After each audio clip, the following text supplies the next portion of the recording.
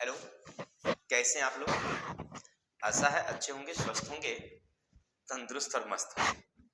तो इसी मस्ती के साथ आज हम लोग मानव भूगोल का जो लास्ट चैप्टर है, मानव बस्ती, जो चैप्टर नंबर 10 है, उनके बारे में हम लोग अच्छी तरह से समझने का प्रयास करेंगे। इससे पहले आप हमारे 10 वीडियो देखे होंगे, यानी 9 अध्याय तक के। इसके अलावा हमारे चैनल पर हिंदी, इतिहास और इंग्लिश के भी वीडियो उपलब्ध है। अगर आप 12th के स्टूडेंट हैं तो आप हमारे ऑलवेज न्यू 152 पर जाइए और सारी वीडियो को देखिए, सब कुछ अच्छी तरह से समझ में आएगी। अच्छा ठीक है, ज़्यादा समय नहीं लेंगे। सबसे पहले पढ़ना है हमें मानव बस्तियाँ। क्लियर? अब देखिए, मानव बस्ती सबसे पहले है क्या, समझिए। देखिए, अगर आपसे कोई पूछे कि भाई मानव बस्ती है क्या, तो इसको समझने से पहले ना हम लोग ये समझ लेते हैं कि इस अध्याय में मूल रूप से हमें पढ़ना क्या है। इस अध्याय में मूल रूप से हमें पढ़ना क्या है।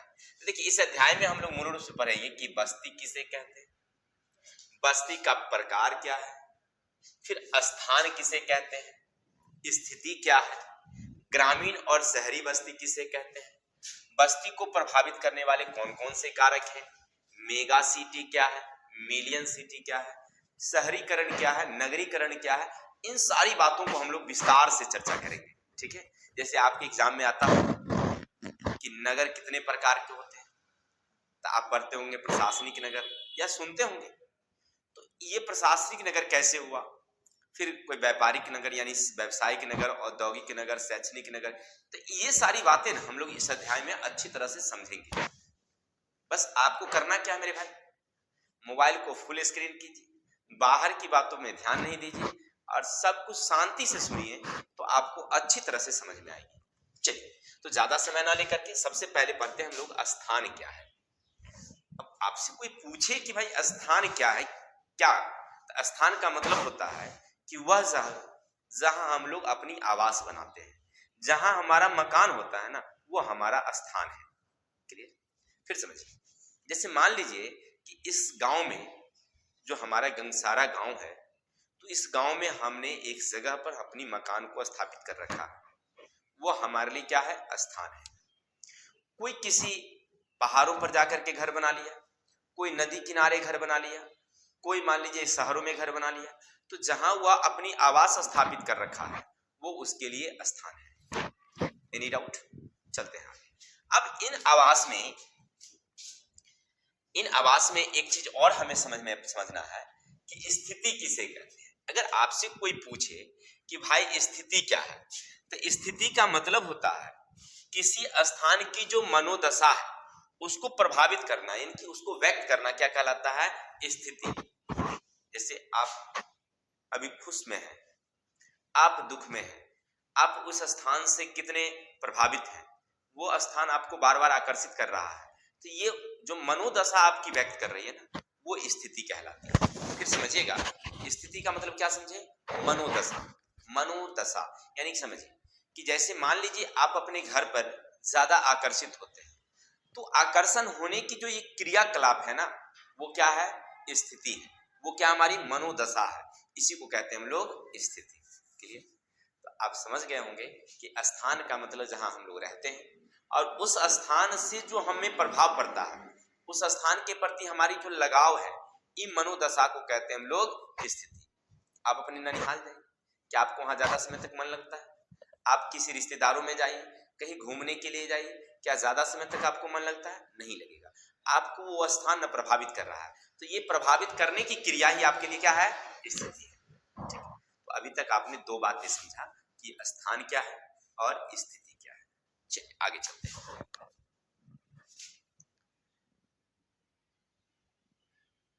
अब मेन टॉपिक्स यहां से शुरू होती है कि भाई मानव बस्ती किसे कहते हैं। अगर आपसे कोई पूछे कि मानव बस्ती क्या है, आप अपने आसपास में साइकिल उठाइए, चल दीजिए।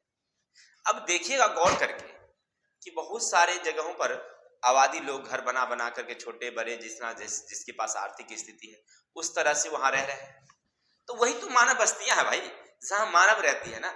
आप चले जाइए, कुछ आगे बढ़िएगा वहां पर खाली मैदान है, वहां पर कोई घर नहीं है, वो मानव बस्तियां नहीं है मेरे भाई, वो खेत मैदान है। फिर आगे जाइए कहीं पहाड़ पर मिलेगा आपको, वो मानव बस्तियां नहीं है। नदियां हैं वो मानव बस्तियां नहीं है। जहां पर मानव रहती है यानी जनसंख्या जहां पर निवास करती है, जहां पर घर बना करके रह रही है, तो वो क्या है, मानव बस्तियां है। ठीक है, तो ये मानव बस्तियां ना जहां पर मानव रहती है, निवास करती है।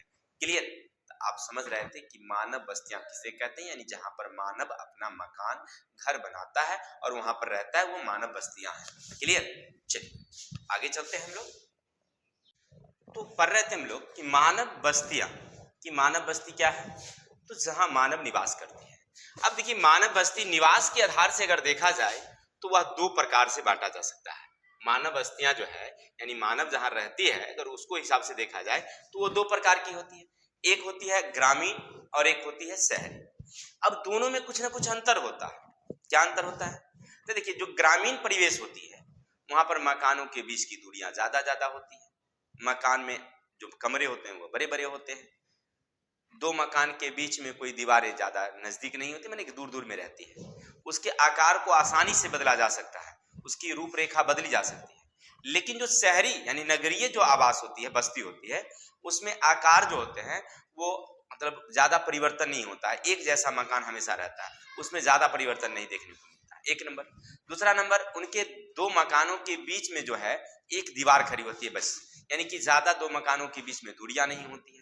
तो इस आधार से अगर देखा जाए तो बस्तियां कितने प्रकार की हो गई, दो, एक हो गई ग्रामीण बस्ती और एक हो गई नगरीय बस्तियां। क्लियर, चलिए अब आप अभी तो वो नहीं पढ़ रहे थे हम लोग बस्ती।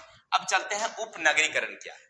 अब देखो क्या होता है कि मान लीजिए जहां हम लोग रह रहे हैं एक कोई शहर में, तो वहां पर बहुत ज्यादा जनसंख्या हो जाती है, तो क्या किया जाता है कि उसके आस पड़ोस में ही कुछ 4 किलोमीटर 5 किलोमीटर दूर हट करके लोग छोटे छोटे बस्तियां बनाना शुरू कर देते हैं और धीरे धीरे लोग वहां पर निवास करने लगते हैं।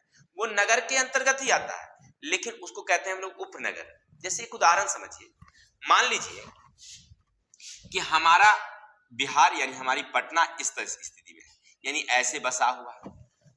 अब यहाँ पर आबादी इतनी सघन है, इतनी सघन है कि आप वहां पर ना मतलब रह नहीं पाते हैं, मतलब बहुत ज्यादा सघन होने के कारण। तो हमने क्या किया, इस मुख्य शहरों से लगभग 4-5 किलोमीटर दूर एक बस्ती हमने बसाई और यहाँ पर लोग अब रहना शुरू कर दिए। यहाँ से 4-5 किलोमीटर दूर यहाँ एक बस्ती बसाई गई, यहाँ लोग निवास करने लगे। तो ये जो है ना नगर के सटा हुआ ही है, ये पटना नगर का ही पार्ट होगा, लेकिन इसको कहेंगे हम लोग उपनगर। अब समझ में आ गई ये बात, उपनगर किसे कहते हैं। तो उपनगर का मतलब होता है मेरे भाई कि नगर के आसपास का ही जगह जहां जनसंख्या धीरे धीरे क्या कर रही है, डेवलप कर रही है ना, उसको कहते हैं हम लोग उपनगर। Any doubt? नो डाउट, आशा समझ गए होंगे। चलते हैं क्वेश्चन नंबर आगे, यानी क्वेश्चन नहीं, बात आगे क्या है, तो बस्ती का वर्गीकरण जो अभी पीछे पढ़ रहे थे हम लोग, आकार के आधार पर बस्ती का वर्गीकरण। तो आकार के अगर आधार पर देखेंगे ना तो बस्तियां का अनेक प्रकार, देखिए ये हमारे देश में नहीं है, विश्व के अनेक देशों में इसी तरह से बांटा जाता है। कहीं कुछ काम को नगरीकरण में रख दिया गया है, तो कहीं उसी काम को नगरीकरण में नहीं रखा गया। कितनी जनसंख्या निवास करेगी नगर में, ये हमारे भारत में कुछ और नियम है, विश्व के अन्य देशों में कुछ और नियम है। लेकिन जो भी हो, पहले हम लोग भारत के बारे में पढ़ लेते हैं, फिर विश्व के अन्य देशों के बारे में पढ़ लेंगे तो हमारा क्लियर हो जाएगा। नहीं समझे बात, चलिए ऐसे समझते हैं। देखिए दो पार्ट करो, एक गांव की बात करो, एक शहर की बात करो।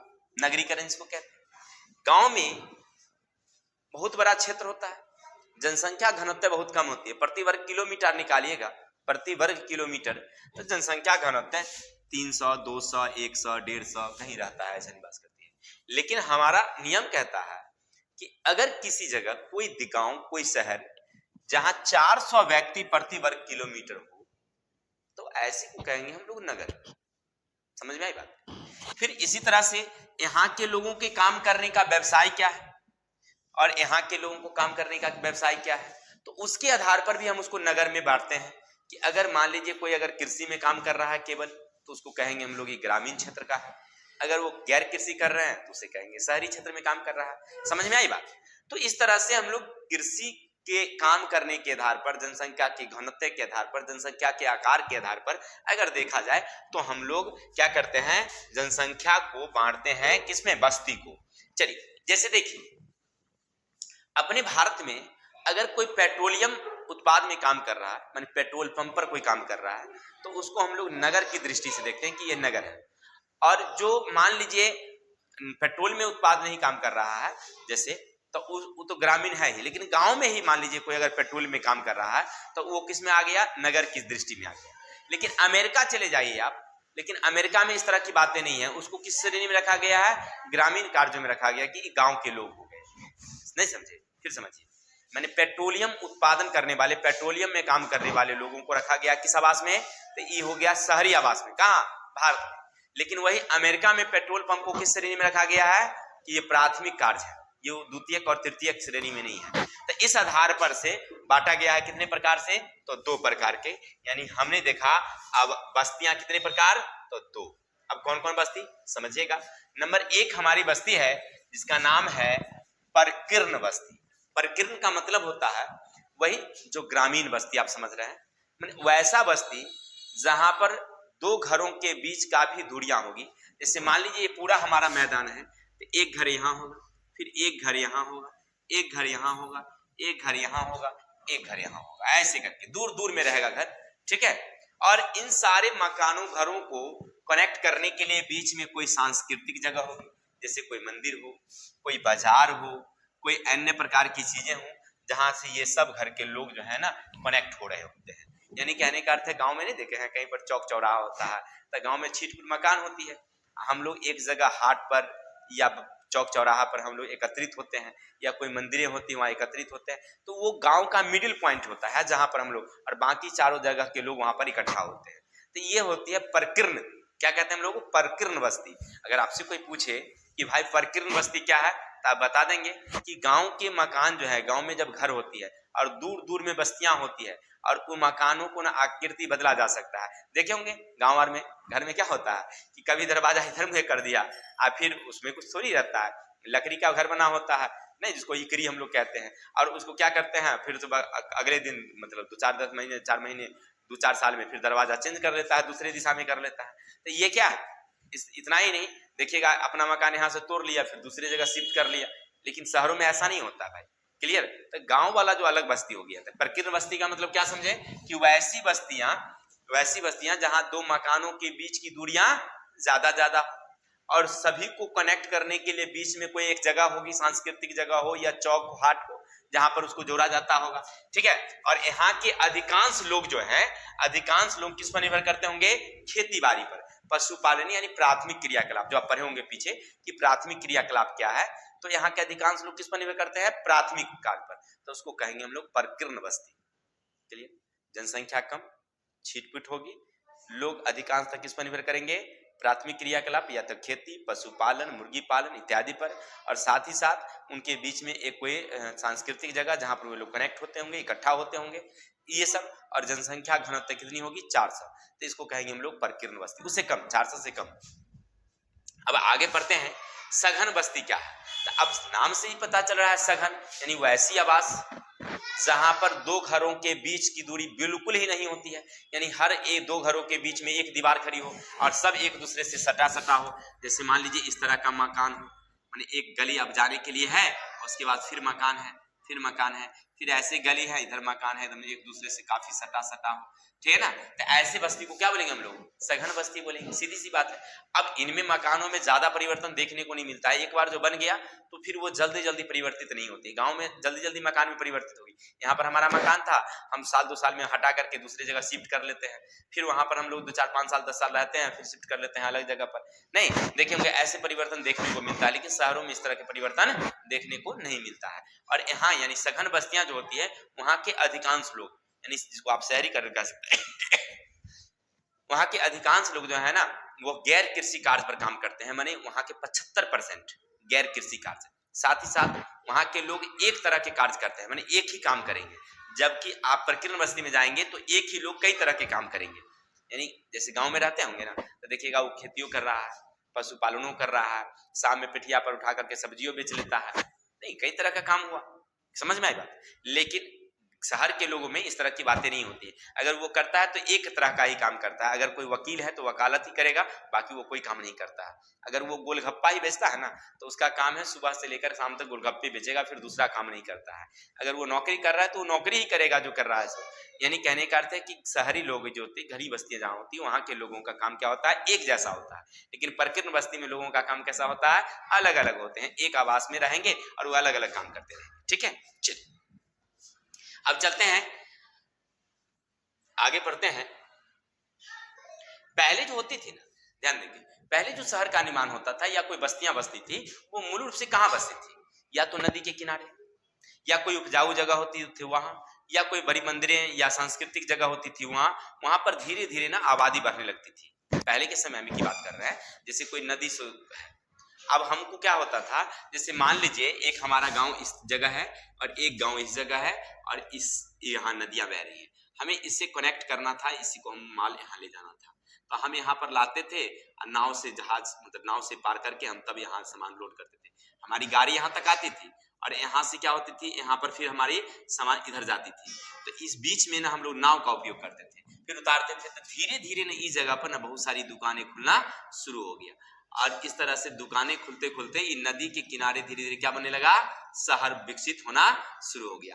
आज अधिकांश बड़े बड़े शहर देखे होंगे नदी के किनारे ही विकसित है। क्यों? यही कारण है, क्योंकि वहां पर बहुत सारी सुविधाएं हो, सामान को लाना ले जाना हो, गंदगी को बहाना हो, जो भी था। तो पहले के समय में ना लोग ऐसे ही बसा करते थे, जहां ज्यादा उपजाऊ भूमि थी वहां, जहां नदी किनारे थी वहां, कोई सांस्कृतिक जगह होती थी वहां लोग बसते थे। क्लियर? चलिए इतना तो आप समझ गए। अब आगे बढ़ते हैं, हम लोग पढ़ेंगे हम लोग 1991 के जनगणना के अनुसार नगरीय बस्ती के कुछ नियम। यानी 1991 में हमारे यहाँ जनगणना हुई। जनगणना के हिसाब से हमने शहरों को बांटा कि भाई किसको कहेंगे शहर, किसको कहेंगे ग्रामीण बस्तियां, कुछ तो आधार होना चाहिए ना। तो हमारी भारत सरकार ने एक नियम बनाया और कहा कि अगर इन नियमों को अगर कोई पालन कर रहा है तो वो शहर में होगी, नगर परिषद होगा, नगर निगम होगा या नगर पालिका होगी। और अगर वो नियम का पालन नहीं कर रहा है तो वह नगर निगम नहीं होगा। चलिए तो हम लोग पढ़ते हैं नगरीकरण का पहले काम, फिर नगर निगम, नगर पालिका, इस सब की बात हम लोग अलग देखेंगे। फिलहाल अभी पढ़ेंगे हम लोग नगर, यानी कि नगरीकरण कहां से शुरू होती है।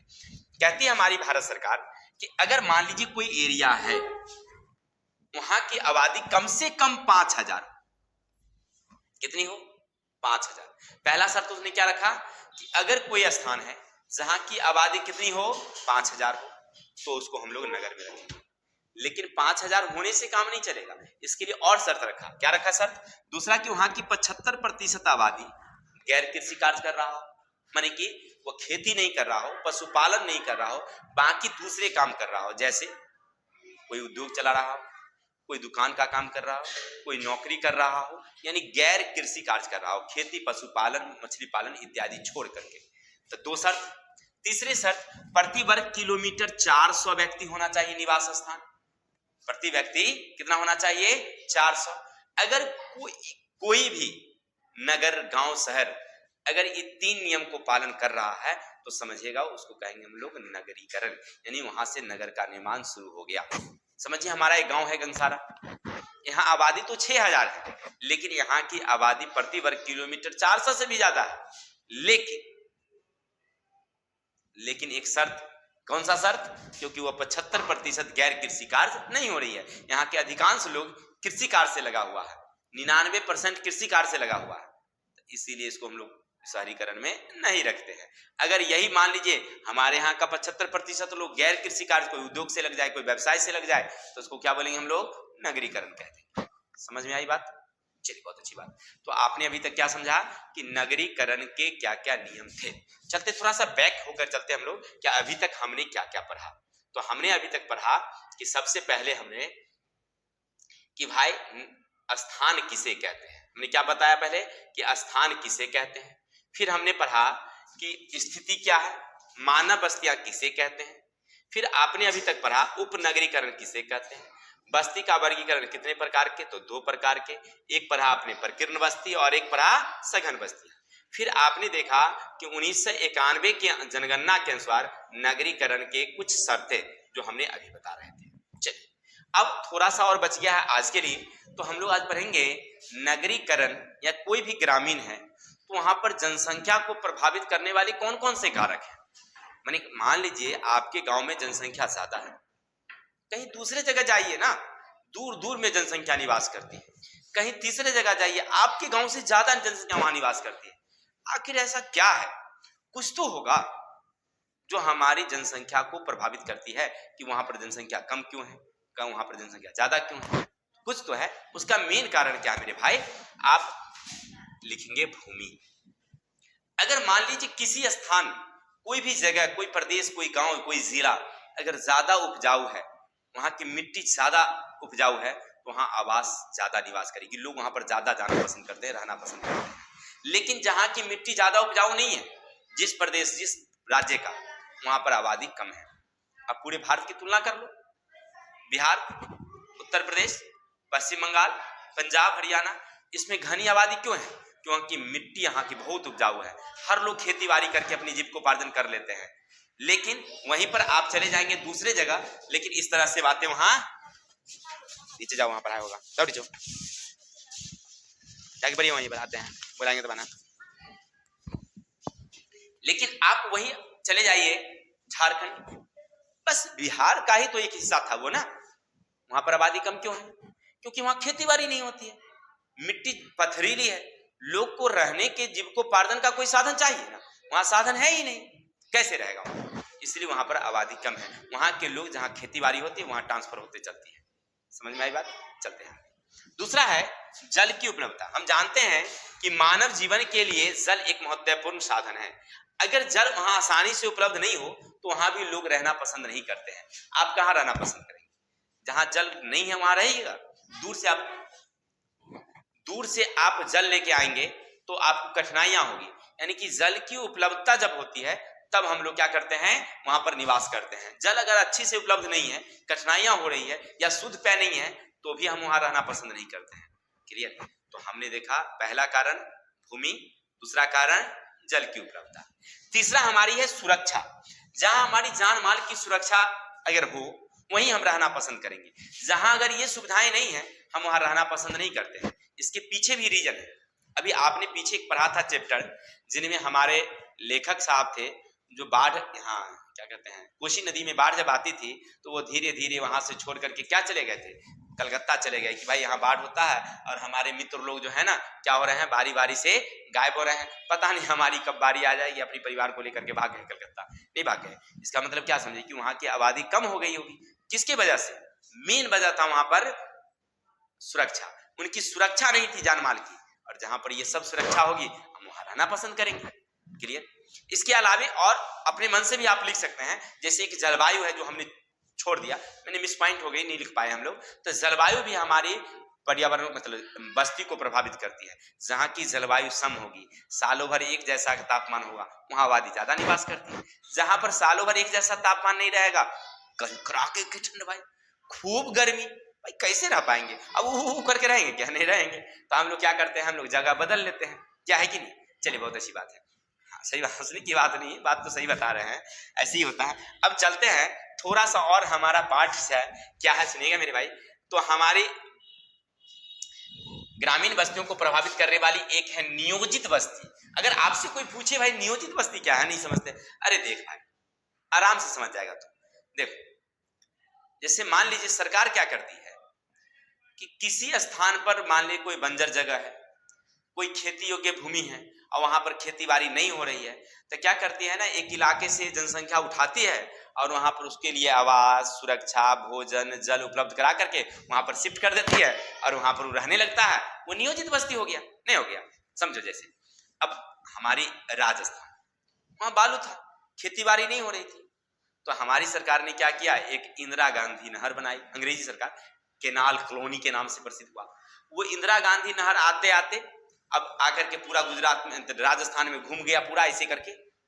अब क्या किया सरकार, यहां से लोगों को उठाया, वहां जाके बिसा दिया, उठाया बसा दिया। अब कहा कि भाई आप यहाँ रहिए, खेती बाड़ी करिए। धीरे धीरे ना वो बस्ती बन गया, उसको कहते हैं हम लोग नियोजित बस्ती। ये सरकार करती है, हम लोगों से नहीं होगा, चाहे जिसकी सरकार हो। जैसे आपने सुना होगा कि इलाहाबाद शहर को किसने बसाया, तो सुनते होंगे कि कि भाई बताइए बाबर ने बसाया।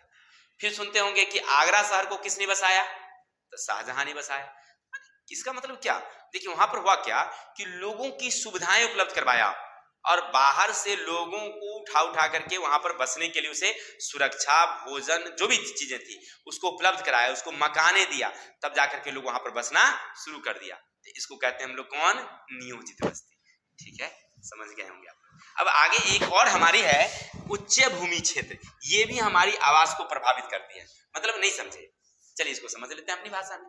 जैसे मान लीजिए हमारा क्षेत्र नीचा है, बार बार बाढ़ आती है, तो हम लोग क्या करते हैं कि खेती बाड़ी के लिए यहाँ छोड़ देते हैं भूमि को, अपन घर को लेके चल जाते हैं कोनो ऊंचा स्थान पर, वहीं रहते हैं परिवार समेत। हम लोग खेती बाड़ी करने के लिए फिर नीचे आते हैं, फिर वहां चले जाते हैं, तो ये वहां पर भी एक आवास विकसित हो जाता है। तो ये क्या कहलाती है, उच्च भूमि।